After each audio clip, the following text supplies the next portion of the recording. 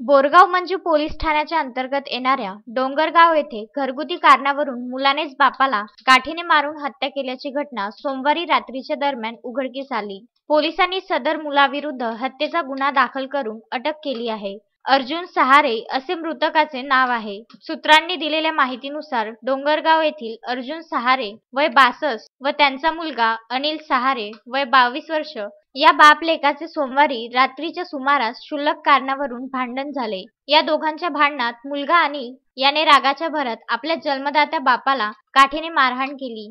या मारहाणीत पिता अर्जुन सहारे हे गंभीर जखमी होऊन त्यातच त्यांचा घटनास्थळी मृत्यू झाला।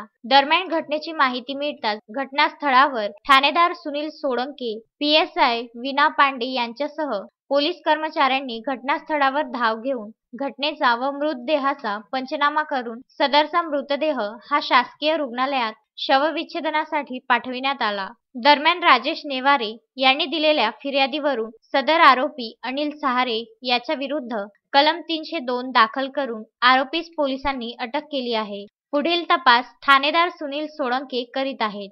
संतोष गवई, विदर्भ न्यूज, बोरगाव मंजू।